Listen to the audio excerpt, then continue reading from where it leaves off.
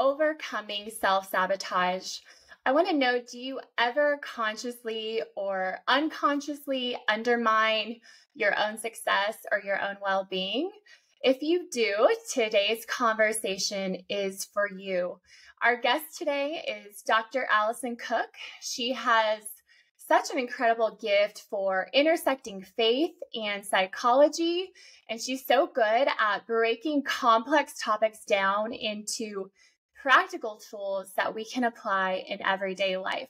She was also a guest on our podcast before in our episode, Becoming Your True Self in God. And it's just an episode you are not going to want to miss.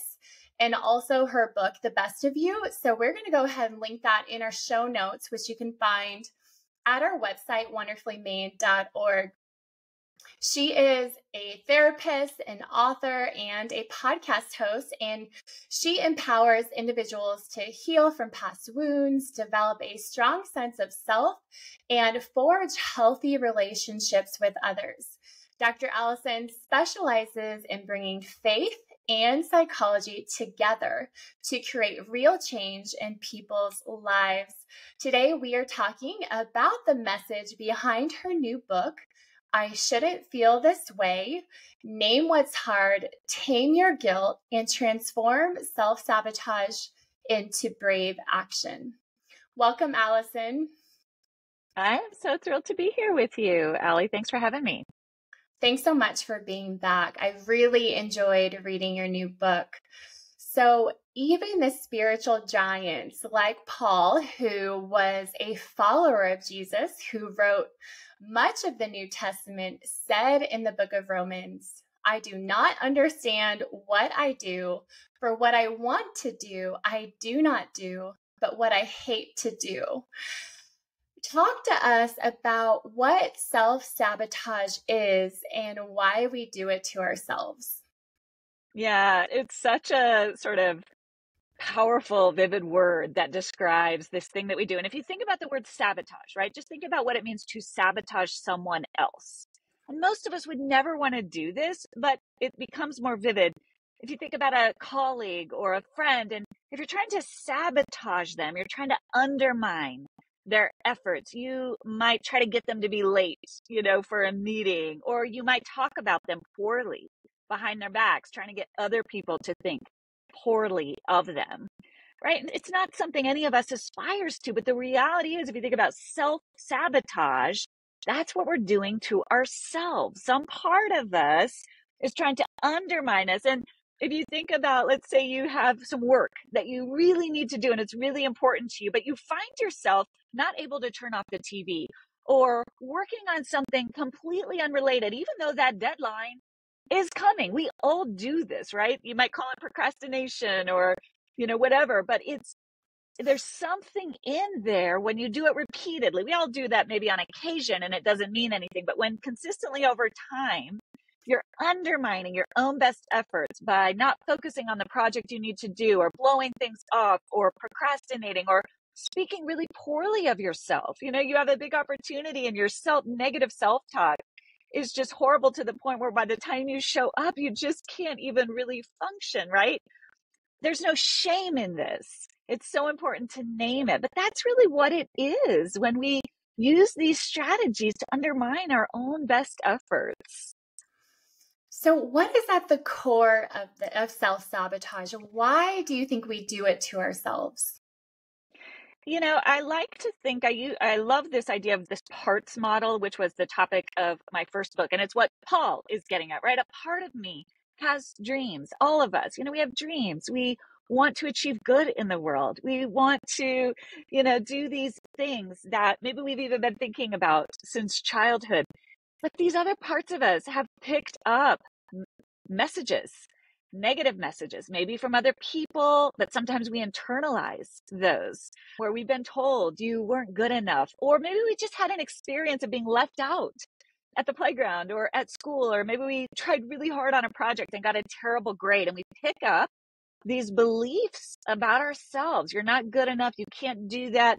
Who do you think you are to try for that thing, right? We pick up this sort of shaming voice. I think the enemy of our souls kind of likes to keep us stuck in that kind of self-shaming message. And they're almost always go back as you start to really kind of look under the hood of these messages you tell yourself. You can almost always go back to a moment in childhood where something happened and you picked up underneath the conscious level, right underneath the surface where you're not aware of it, some sort of self-sabotaging belief. And then as an adult, you can't figure out, why can't I just get it together?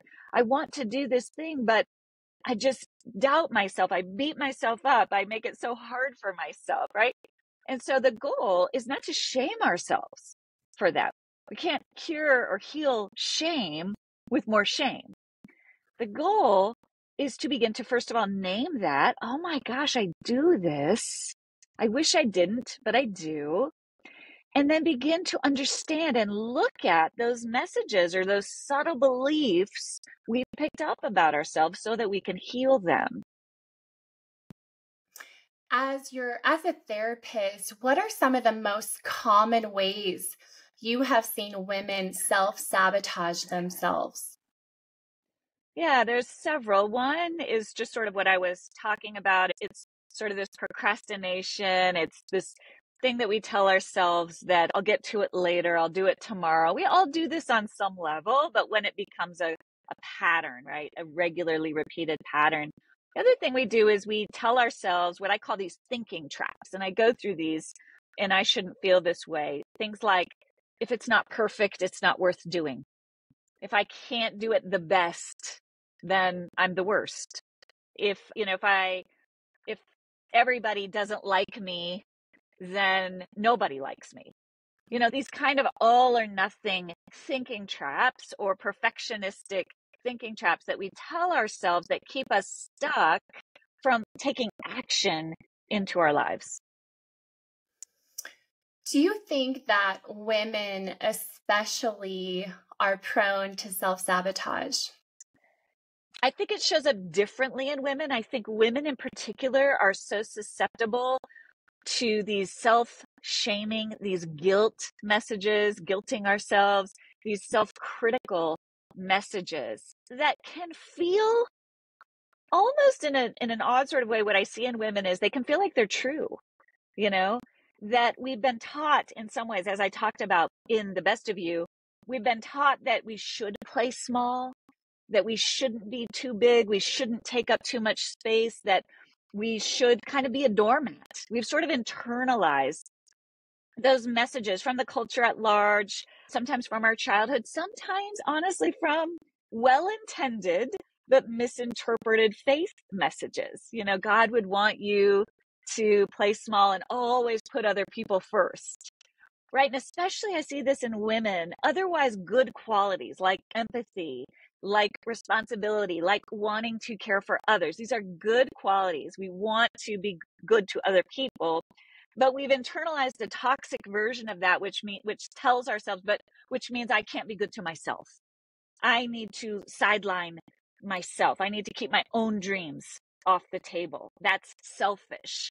And that's how I see this self-sabotage really showing up in women, is giving ourselves permission to go, no, God designed me with dreams and talents and gifts that he wants me to bring to the table. And I can be good to myself and honor myself even as I'm good to others and honor others. It's almost a reverse, I think, of Jesus' commandment, love others as yourself. Sometimes for so many women, it's reframing that as, what if I were to love myself as I love others? What if I were to give myself the same opportunities, the same priority as I give others? The most important conversation we can have throughout our day is the conversation we have with ourselves. Alison, is there a phrase, some words that women can use when they catch themselves in this cycle? Do you have any phrases that have been helpful to you personally? Sure. Yeah, I would say the low-hanging fruit, the easiest place to start is with what I call getting curious. And it's just simply noticing, because we immediately want to go, how do I fix this? How do I never do this to myself? How do I get rid of all these messages? Well, it takes some practice. because those messages have been in our heads for a long time. As you said, we've been having conversations with ourselves for a long time. And sometimes those conversations we've been having with ourselves are bordering on almost abusive, right? We are hard on ourselves, and it takes a while to reframe that inner self-talk. And so when you get curious, what that does is it's the low-hanging fruit of, what am I saying to myself in this moment? What messages am I telling myself? You don't have to solve them. You don't have to fix them. But what you're doing when you get curious is you're noticing and you're naming.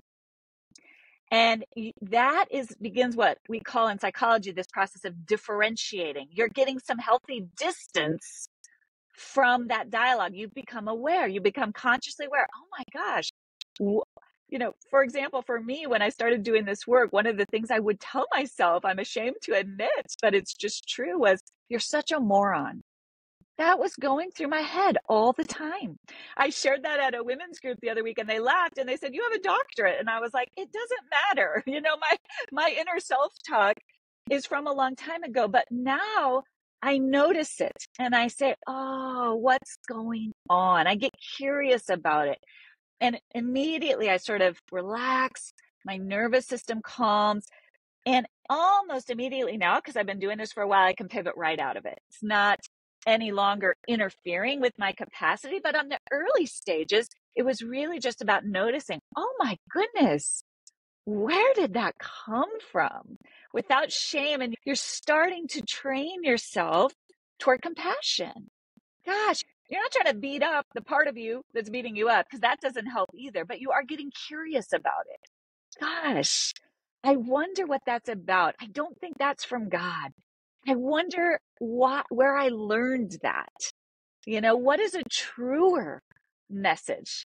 And then over time, you begin to reframe that. I think the truer message is, I'm tired today, or I'm overwhelmed, or this is hard. Yes, this is hard. And you start to be very compassionate with yourself. And all the research shows that self-compassion, it reduces the release of cortisol. It slows down the nervous system. And guess what? When those things happen, we have more creativity, we have more calm, we have more clarity, we show up more effectively in our lives. But when we're beating ourselves up, that ratchets up all that inner tension, and we actually don't do the very things that we're beating ourselves up that we're not able to do. Wow, that is so helpful. I love the idea of compassionately getting curious. I love what you said. It's not a shameful process. We don't shame ourselves, but we go on this hunt, I think, for data, right? Looking at Exactly. What is it that is driving me to this behavior that is so good. Alison, I would like to close part one of our interview with you. Friends, as you're listening, you're going to want to make sure that you tune in to my second interview with Dr. Alison, where we're going to do a more of a deep dive into the message of her book. Alison, will you speak specifically to the girl, to the women listening who is stuck in this cycle of self-sabotage? Will you just give her direct encouragement? Maybe she keeps going back to a toxic relationship. Maybe she's wanting to make changes in her health and her wellness, but sabotages herself maybe through binging or overeating. Will you speak directly to the women listening right now? I want you, first of all, to hear me say that it's okay. Wherever you are is okay. Start where you are with this compassionate awareness. Even just being able to name, man, I do this. I wish I didn't, but I do. I can't. You might be naming, I want to leave this relationship, but I can't. I keep going back with it. I keep going back to it. That's where you start. That's where you start without shaming yourself, just naming what's true. I want to be healthier. I want to improve on this part of my life, but I don't. I keep doing this other thing. The very first step is to name what's hard. This is what I'm doing without shame, because the shame is that layer that makes it hard for us to find clarity. When we can be compassionate with ourselves and look at the different truth pieces, right? Things are usually complicated. There's a reason that these things are hard to do. And so when you can notice the reality of what's happening, the both and, right? To go back to Paul's quote, I want to do this thing and I'm not doing it. With just compassion and curiosity, let's get curious about that. That's step one, to not beat yourself up. Step two is, here's the thing I want to do. Here's the thing I'm not doing.